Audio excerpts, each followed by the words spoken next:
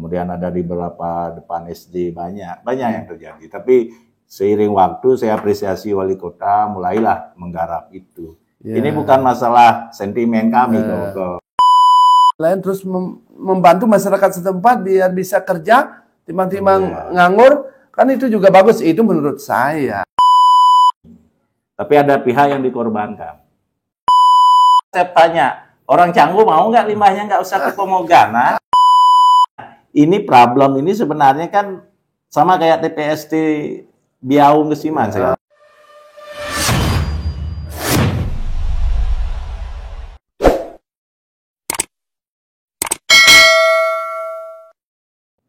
Selamat datang di Jarak Podcast. Pagi hari ini saya mengundang narasumber yang fenomenal dan pro rakyat, pro masyarakat yang memang butuh bantuan.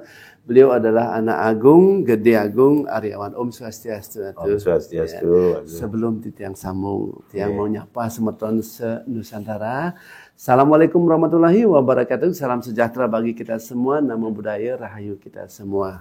Tahun 2024, tahun politik. Saya selaku pimpinan media Jarak Group, mudah-mudahan damai selalu. Om Swastiastu lagi tuh.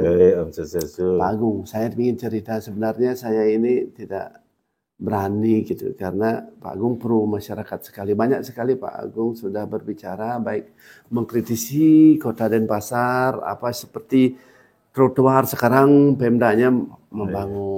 Terus ada beberapa kritikan terkait dengan keadilan.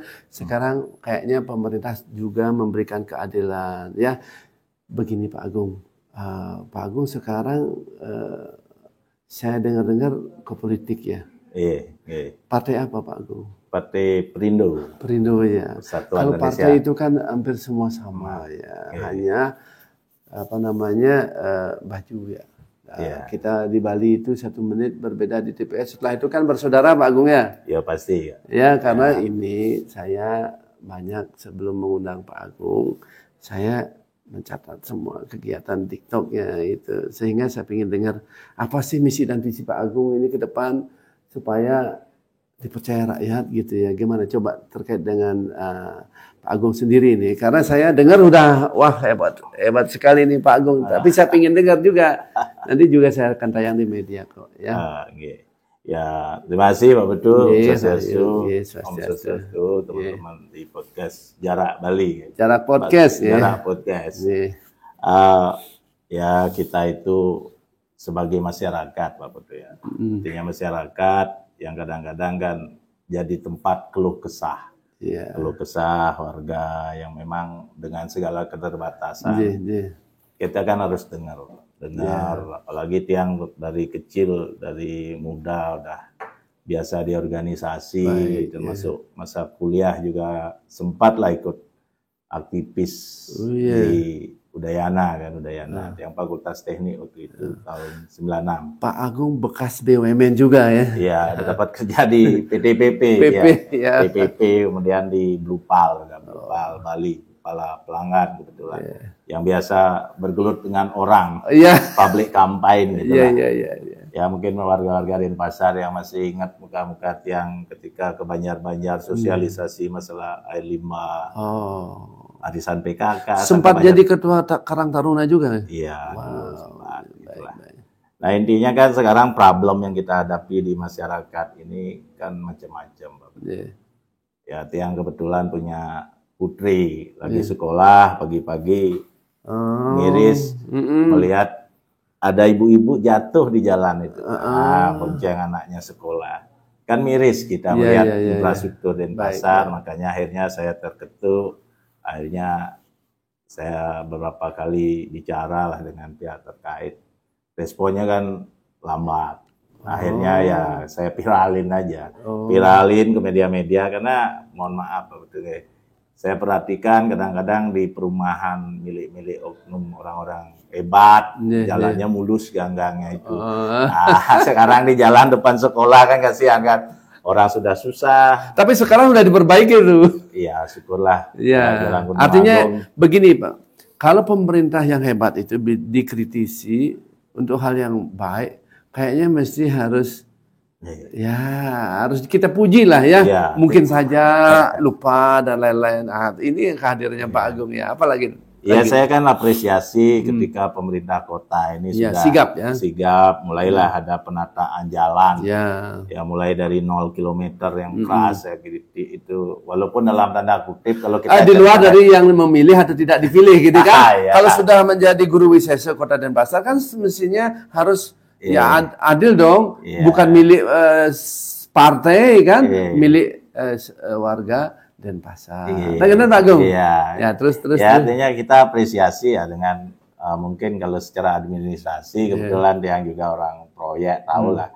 Kan nggak mungkin ada proyek di akhir Desember di awal tahun kan di 0 kilometer itu. Tapi itulah diskresi, kita harus apresiasi. Kita melihat kepentingan warga yang lebih besar bahwa jalan di 0 km itu di sekitaran Lapang Puputan Badung ke Pundung, Leda Madereta, ini Sutoyo kan itu proyeknya mendadak.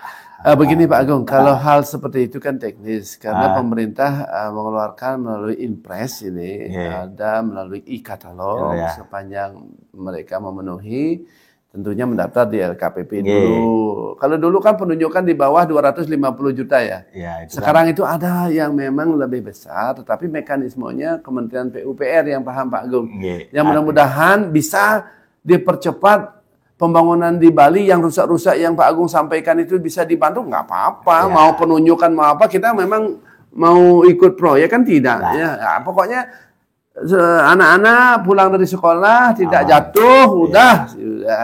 Ya, artinya kan kita hanya melihat perkembangan daripada kebijakan publik ini, bahwa infrastruktur itu, nah di mana anak-anak itu kan ada pemakai jalan. Kalau mungkin pejabat atau bos-bos kan pakai mobil jalan rusak nggak terasa. Tapi kakek-kakek yang kadang-kadang harus mengantar cucunya karena anak menantunya bekerja. Ini kan ada yang harus kita selamatkan. Makanya seperti kejadian di Kuto ada meninggal, turis meninggal ya, 2002, 2003 itu ada isu begitu. Meninggal tuh. Meninggal. Sama saya ingat itu. Banyak kejadian yang banyak warga mengeluh di daerah Tiang juga ada yang meninggal karena ngantor anaknya sekolah jatuh akibat jalan rusak. Sebenarnya kalau kita keras itu kan bisa digugat. Karena itu sesuai undang-undang lalu lintas. Itu jelas bahwa kerusakan jalan mengakibatkan orang kecelakaan bisa dipidanakan. Orang sipil paham ini. Ya, artinya secara teknis kita mengerti lah. Nah, ini makanya Tiang berharap kepada pemerintah kota, dalam ini Pak Wali Kota, agar jalan-jalan di sekolah-sekolah itu diperbaiki. Mungkin aja keluarga kita. Kan tidak menutup kemungkinan kan? Mungkin keluarga Pak Putu, keluarga saya, atau mungkin saudara familinya Pak Wali Kota sendiri yang kebetulan lewat ngantar cucu sekolah. Ini kan aktivitas yang sangat besar. Semua orang punya anak, keluarga yang pasti sekolah. Ini banyak SMP 2, SMP 4 kemarin kan rusak parah di Jalan Bandung Agung. Kemudian ada di beberapa depan SD banyak yang terjadi. Tapi seiring waktu saya apresiasi wali kota mulailah menggarap itu. Ini bukan masalah sentimen kami ke wali kota, bukan. Tapi ini problem yang harus kita kritisi terkait argumen. Karena by data, by angka, dan fakta lapangan terjadi. Sehingga ini peringatan ketika sudah diapresiasi clear. Dan mudah-mudahan di tahun berikutnya juga Pak Wali Kota akan menggarap itu. Artinya politik anggaran mohon pro rakyat lah, pro masyarakat umum. Kan begitu supaya trotoar dan lain-lainnya itu diperbaiki. Bukan untuk hal-hal yang lain untuk dipilih yang kedua kan begitu ya. Artinya begini, kalau kami melihat, saya melihat Pak Agung itu, apa yang Pak Agung kritik itu yang logis. Ya bukan mengada-ngada, apalagi terkait dengan pembogaan yang memang tempat hiburan itu kan. Ya, keadilan itu Pak Agung uraikan ada di Ubud begini, ada.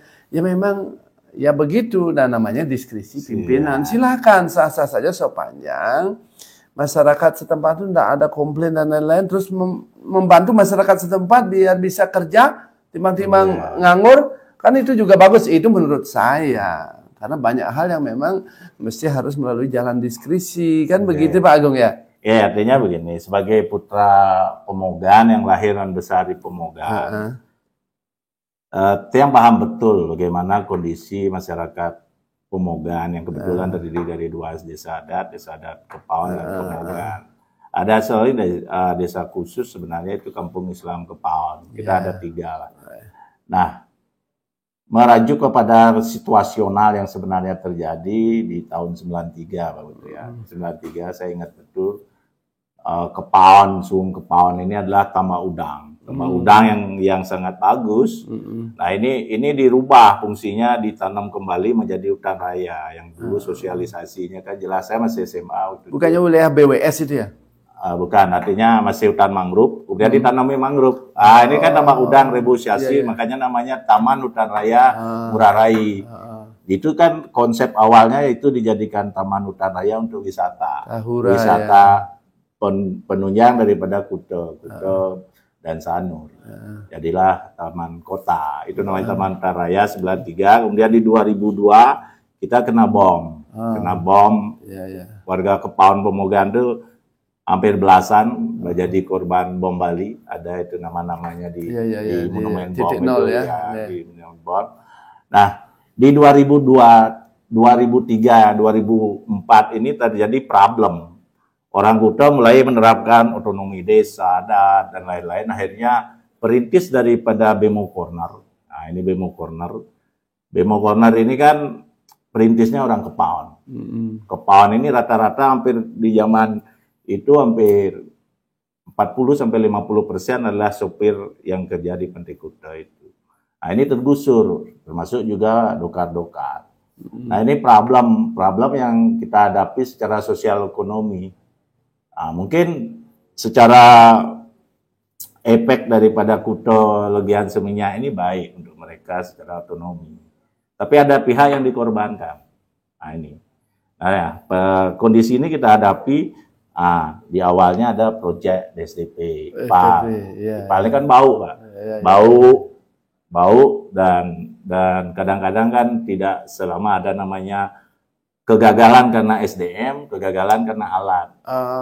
Mengolah sebuah limbah, baik limbah padat ataupun limbah cair, ini kan ada namanya human error, artinya manusianya yang salah, kena sakit, atau alatnya yang sakit.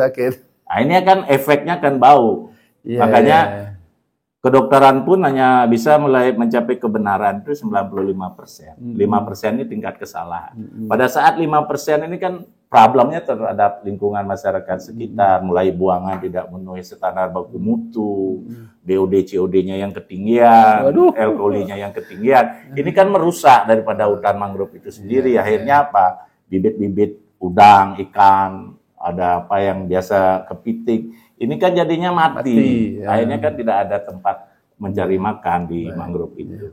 Nah, ini situasional inilah diperparah lagi. Pemogan ini tidak punya SMP negeri, zero SMP negeri, zero SMA negeri. Kan ada SMP itu nggak di Pemogan. Oh, bukan Pemogan ya? Bedungan.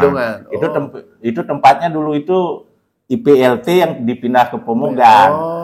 Itu kayak instalasi lumpur tinja. Kan ditutup oleh warga, dipindah ke Pemogan. Sebenarnya kan Pemogan ini kan sebagai daerah yang welcome dan rasa kebersamaannya tinggi. Kemudian ada estuary dam, Muara Waduk ini juga Pemogan punya wilayah. Ini kan pernah dibongkar tahun 92-93 karena banjir. Dan sekarang pun terjadi lagi banjir. Ya logikanya ada bendungan di Muara Waduk, tapi warga sekitar kebanjiran. Ini kan ada problem yang sebenarnya kalau kita bedah risikonya tinggi sebenarnya. Airnya sendiri diambil oleh PDAM Badung untuk hotel-hotel di Bali, di Kuta Selatan. Nah, ini kan problem. Nah, akhirnya oleh BWS kayak koordinasi kala itu, akhirnya saya bilang kenapa sungai ini tidak dijadikan destinasi wisata sehingga menunjang daripada masyarakat terdampak. Oh, begitu. itu sejarahnya ya. Artinya izin kepada BWS untuk pengelolaan lahan. Ya, karena ini dilindungi oleh itu Undang-Undang Pasal 33 ayat 1 bumi air dan kekayaan alam lainnya dilindungi oleh. Iya kan? Boleh tanah negara. Ya sekarang apalagi Undang-Undang Cipta Kerja. Boleh. Itu kan konsepnya dari awal itu memang destinasi wisata. Estuary Dam itu kan di KTT G20 kemarin kan dijadikan tempatnya salah satu tempat acara kan, kemudian venue-nya kan, kemudian di sebelahnya mangrove. Sebenarnya ini kan problemnya ini sebenarnya kepentingan oknum-oknum tertentu yang memang menghambat ini, sehingga mungkin harapannya masyarakat Pemogan tidak punya lapangan kerja. Padahal ini potensi besar, Estuary Dam. Nah itu kalau kita lihat desainnya itu kan ada balai-balai bengong yang sebenarnya untuk sosial ekonomi. Ya, ada di Korea Selatan seperti itu. Terus ada dam, semuanya persis sekali. Nah, mungkin pejabat yang terkait di bidangnya itu kunjungan ke Korea Selatan lah dulu di sebelah Gangnam itu ada itu dulu. Saya pernah ke sana. Gitu ya, paham sekali. Bisa dijadikan tempat wisata. Terakhir kan dia ketemu dengan teman kawan di BWS lah di Estuary Dam. Itu kan ada venue-nya KTT G20 rencananya katanya ada diajukan oleh investor. Makanya saya bilang kalau investor kenapa harus investor? Nah, masyarakat aja. Nah, masyarakat dikembangkan, dibina. Makanya akhirnya teman-teman di Taman Pancing itu khususnya di Semeton Selam Kepawon itu Semeton Bali yang kebetulan sudah ada dari zaman kerajaan.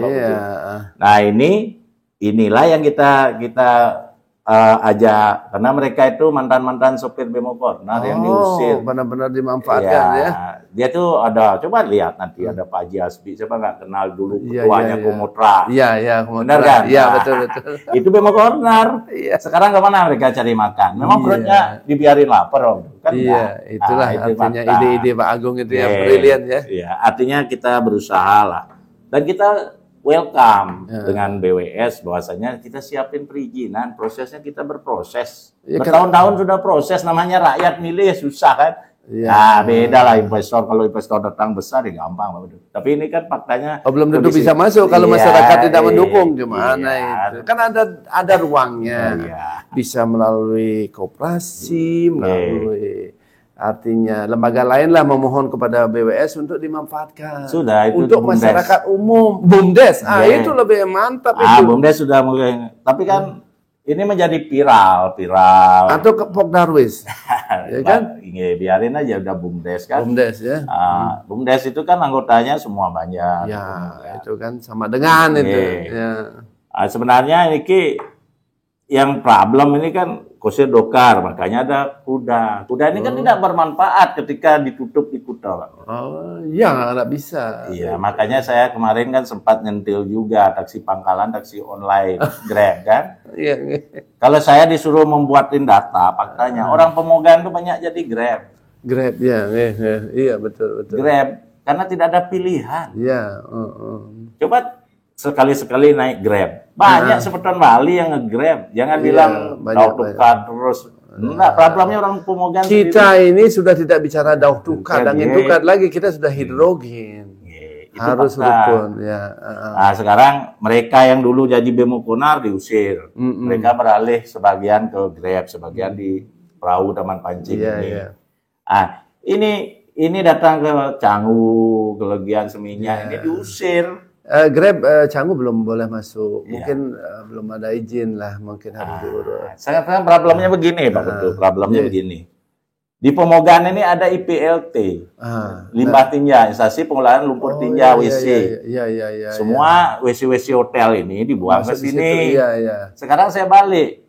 Nggak ada water treatment plant di situ, nggak ada. Ya itu dah waternya. Itu mesin di situ ya. Sekarang saya tanya. Orang Canggu mau nggak limbahnya nggak usah ke Pemogan, ya jangan hidup tuh kayak saudaranya mau enaknya sendiri. Iya. Ini kan problemnya Pemogan ini welcome, air dikasih, dibersihin oleh relawan sungai yang air diambil oleh Badung gitu.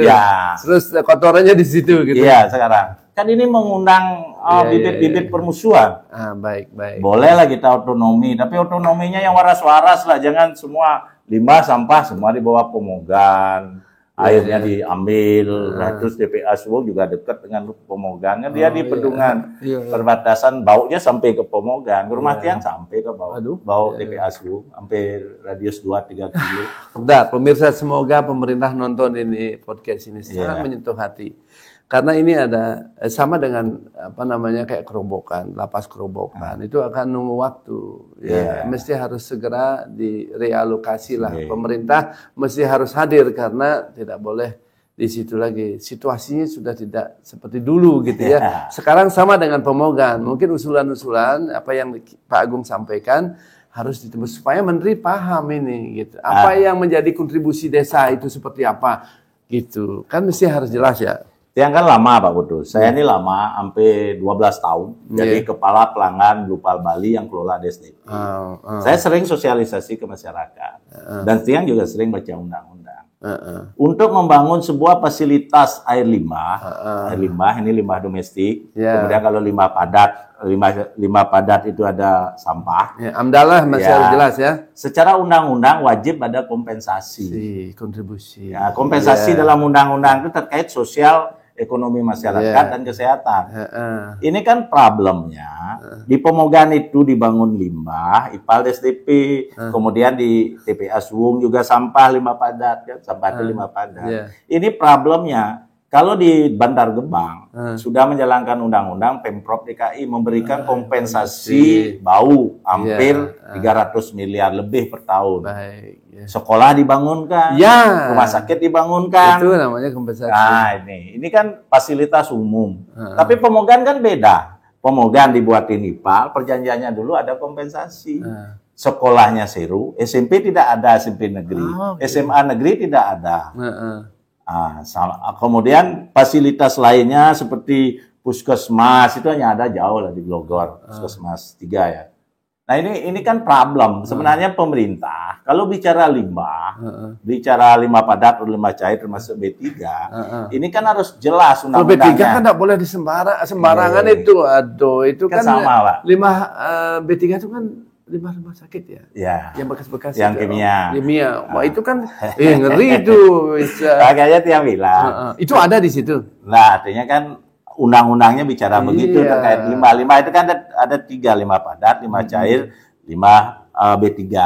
Ya karena saya dengar nanti diundangkan itu rumah sakit wajib hukumnya olah limbah. Itu yang benar, harus dikelola sendiri. Nah, sekarang kan pertanyaannya pemerintah ini kan katanya akan serius masalah limbah padat cair. Ini ceritanya IPAL DSDP ini kan karena pencabutan travel warning isu kolera. Pantai di Kuto, di Sanur ini dulu kan hotel-hotel ini membuang limbah WC-nya ke pantai kan. Jepang itu kena kolera. Bali kena travel warning. Akhirnya disepakati membangun IPAL DSDP ini. Ini penolakannya lama. Akhirnya masyarakat karena ingin pariwisata Balinya kembali, makanya diterimalah dengan berat hati waktu itu pembangunan IPAL DSDP.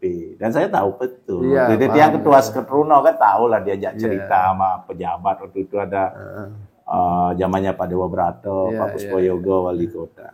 Nah, ini problem ini sebenarnya kan sama kayak TPST Biau Ngesiman sekarang. Di sana kan nggak ada sekolah. Kemudian puskesmas. Katanya ditutup sekarang. Ya emosi kan artinya begini. Sekarang mohon maaf Pak Budu ya. Kan seleksi penerimaan siswa baru.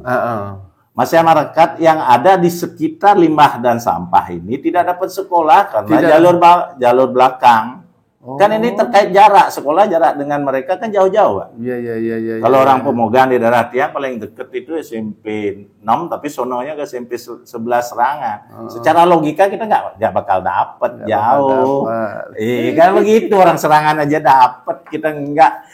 Kemudian lagi direcokin dengan mempolitisasi sekolah dengan jalur belakang. Ini kan masalah keamanan, stabilitas politik dan lain-lain kan runyam di tempat-tempat limbah. Akhirnya apa yang terjadi? Masyarakat emosi, akhirnya ditutup. Untungnya IPAL DSDP belum ditutup. Kalau ditutup itu semua problem. Baik. Sekarang saya balik Pak Putu. Mohon maaf Pak Putu. Pak Putu mau nggak terima limbah? rumah ya. Kompensasinya apa? Nah, kan begitu kan. Ayo, kompensasinya apa? Sekarang kan pemerintah melakukan masyarakat menerima, tapi nggak direalisasikan kompensasinya. Iya, orang pada cerdas-cerdas sekarang Pak Iya, Agung, bagaimana? kalau tiang Tinggal sulaki. klik sudah semua undang-undangnya keluar, sudah Iya. semua. Makanya. Apa gitu? Makanya saya selaku orang pemegang kan miris melihat, iya. miris ketika orang jualan di Taman Pancing itu untuk beli beras, Iya. bukan beli Mercy loh Pak. Kalau orang lain kan beli Mercy, mohon maaf ya. Iya, iya. Kalau kita bicara sempadan sungai, kita Oke. care-carean aja. Oke. Sekarang Contohnya di faktanya, mana? Di Ubud. Oke. Saya bisa habis itu. Sempadan sungai semua dimakan investor. ROI Iya. air itu ya untuk Iya. keamanan. Undang-undangnya jelas. Iya, jelas. Kemiringan sungai sekian, Iya. jarak sempadan sungainya sekian, baik. dan tidak boleh dibangun. Sekarang Iya. kan banyak bangunan yang lewat. Iya. Nah, Ada sekarang- kejadian mungkin itu Ayu Teras itu Iya. mungkin akan Gitu. apa izinnya salah atau gimana, kan masih harus dipikirkan untuk warga kita yang kerja Iya, dan iya. turis yang berkunjung kan akhirnya. Intinya kan undang-undang sungai kita bahas. Oke. Kan kita nggak melihat hotel, Iya, undang-undang iya. sungai, jaga sungai, mulai dari limbah. Dia Iya, lihat kok. kemana Saya dia- pernah, mohon maaf Pak Bro ya, Iya. saya salah satu konsultan Nih. yang dulu mengerjakan DED, IPAL-nya Ubud yang di bawah lapangan itu. Siap. Ya. Dan saya tahu hotel-hotel di Ubud itu, kalau pemeriksaan baru jalan gininya. Nanti kalau sudah trouble dibuang ke sungai. Saya paham betul. Karena harus ada kontrol, PLKL-nya itu harus ada kontrol setiap tapi tahun. kan apa namanya seperti apa. human error. Mesin rusak, orang rusak, apa bisa setiap 24 jam mesin hidup? Ayo. Ya itu lemahnya turun kemana? Ya, 5% itu kemana kebuang? Ke air, ke Ya, sungai. ke sungai. Nah, orang rating, tamu penyakit kena sudah dia. Kayak aja saya bilang. Oke, Pak Agung, terima Iya. kasih. Ada nggak pesan dan kesan untuk mungkin publik, karena ini knowledge-nya kan bagus, untuk pemahaman terhadap apa yang sudah diregulasi untuk masyarakat. Ini kan apa yang Pak Agung sampaikan itu, ya apa adanya menurut saya sih logis ya, sehingga ke depannya. Karena Pak Agung sekarang memperjuangkan, saya berharap Pak Agung jadi wakil rakyat supaya bisa menyampaikan ini aspirasi gitu. Saya ini saya putih ini Pak Agung. Saya mau siapa saja gitu karena saya udah pensiun lah sementara untuk berpolitik. Mudah-mudahan Pak Agung bisa sampaikan apa yang Pak Agung mau sampaikan ke publik. Ini, kami ini kan saya kebetulan putra Pemogan, tapi saya tidak terlalu bicara Pemogan, saya berbicara Denpasar dan Bali pada umumnya kan. Pertama hal yang harus disikapi dengan serius oleh pemerintah ini kan masalah pendidikan. Pendidikan. Pendidikan itu ketika pendidikan kita bobrok, maka akan terjadi kebodohan. Ya. Kebodohan ini akan membuat kemiskinan karena ada persaingan global. Ya. Kita akan bersaing tidak hanya sesama orang Bali, tapi sesama orang Indonesia dan bahkan seluruh dunia akan bertarung mencari pekerjaan di sini.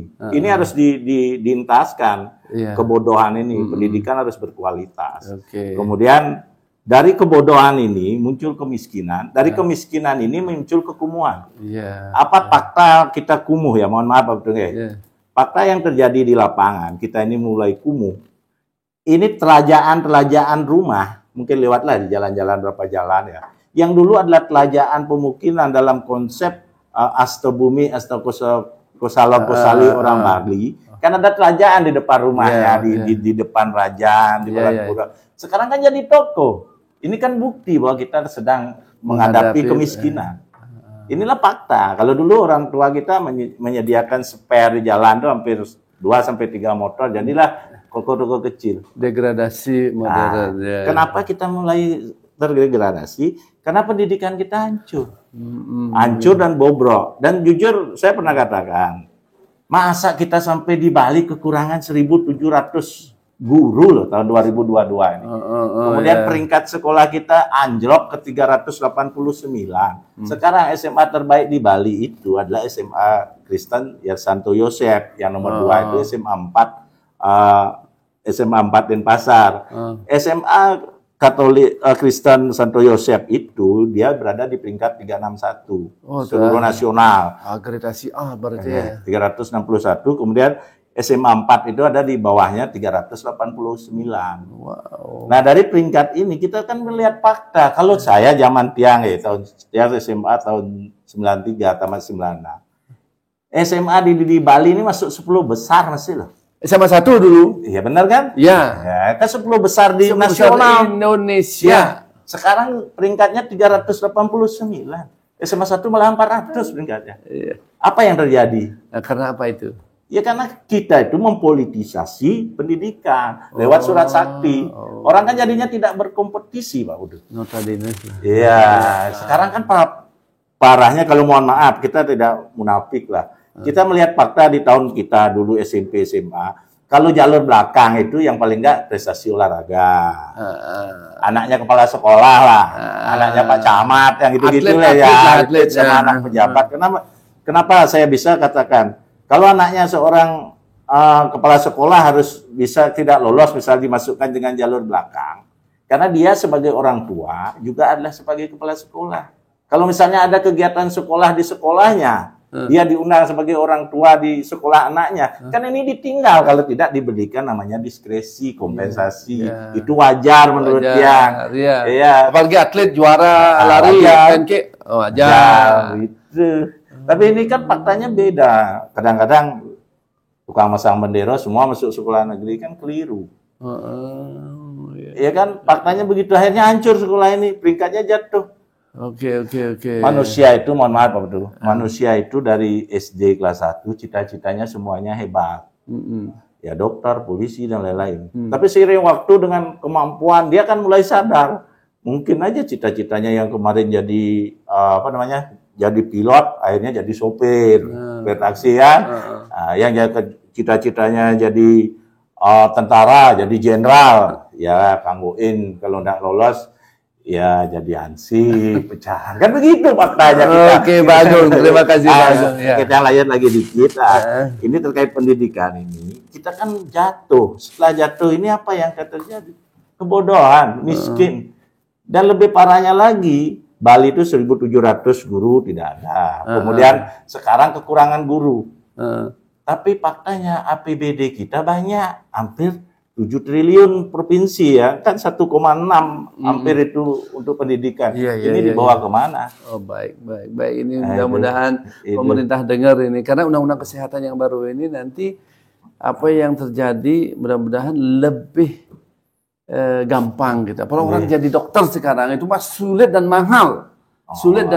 Nanti ada undang-undang kesehatan yang terbaru, mudah-mudahan banyak dokter di Bali yang bisa dinas di Bali, dan mungkin awal-awalnya orang asing yang benar-benar memiliki intelektual yang bagus bisa ngajarkan orang-orang kita di Indonesia, terus bisa berobat ya di sini. Ini kan rumah sakit internasional sudah segera. Saya yakin ini akan ada atmosfer baru ya Pak Agung. Kira-kira apa lagi yang mau disampaikan? Ya artinya situasional inilah yang harus dilihat oleh pemerintah. Ini Pemogan ini sebagai sebuah tempat yang harus dijadikan sebuah kasus lah, studi kasus bahwa terjadi problem besar. Makanya saya mohon maaf aja Pak Bedu, kemarin itu Pak Senator kita Arya Widakarna turun ke Taman Pancing karena viral masalah kumuh Taman Pancing dan lain-lain. Mereka kumuh mestinya kan dibina. Ya. Mereka berusaha, modalnya kan terbatas dari pinjaman. Ini harus disadari. Ya mohon maaf aja kalau Pak DPD RI Pak Arya Widakarna mengatakan harus taat aturan dan tertib aturan, ini bisa class action buat wali kota kan. Ya saya balik sekarang kan. Itu kekumuhan yang terjadi di Jalan Tandular itu ketika sepadan jalan itu semua dicakok. Ini kan tidak ada zona parkirnya Roy.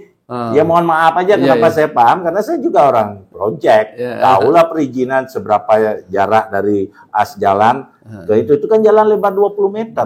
Betul. Asli kan hampir tidak 15 meter. Kan ada 5 meter yang harus terbuang untuk parkir. Baik. Nah, sekarang kalau mau kita tegakkan aturan, ya Pak Wali Kota sidak dulu dong itu. Iya. Jangan rakyat kecil ditindas. Mohon maaf Pak Bedu ya. Saya sering katakan, jangan pengemis di lampu merah yang ditangkap. Jangan hanya pedagang kecil yang jualan canang yang hanya untuk menyambung makan, bawa anak istrinya di rumah kelaparan, hanya untuk beri beras 1 kilo. Itu jangan itu yang diproblemkan. Tetapi bagaimana pengusaha-pengusaha besar yang tidak punya izin seperti Villa Bodong, yang tidak bayar pajak, yang masih membayar pajak hutan tanah basah. Ya ini dong disidak. Ini kan uangnya besar untuk kesejahteraan masyarakat miskin yang jualan di trotoar, bisa diberikan stimulus dana jaring sosial ya, jaring sosial untuk mereka meningkatkan UMKM, misalnya bisa dia dibantu UMKM dana bergulir sehingga bisa menyewa tempat yang lebih layak dan taat kepada aturan Perda. Ini kan uangnya yang terbuang. Ya mohon maaf aja. Kalau Pemogan sering dapat CSR nggak? Wah, ya biarin aja lah. Artinya situasional kita mungkin namanya hidup antara Kuto dan Sanur. Kita hanya tempat pembuangan sampah. Gitu. Jadi hutan mangrove yang sampai hari ini tidak ada hasilnya. Kemudian ini, ya intinya sekolah aja nggak dapat, waduh gimana mau cerita CSR. Baik Pak Agung. Kita. Terima kasih Pak Agung. Karena ini aspirasi saya juga akan sampaikan melalui media nanti. Pemirsa, ya demikianlah bincang-bincang saya sama Pak Agung Gede Aryawan yang beliau ini adalah penggiat. Ternyata infrastruktur itu paham sekali beliau, sehingga di saat berbicara itu ada dasarnya semeton. Bila mana ada tutur saya yang salah Pak Agung, saya minta maaf. Yang akhiri dengan Agung Pramesanti. Om Santi Santi Santi. Assalamualaikum warahmatullahi wabarakatuh. Siap. Semua ya.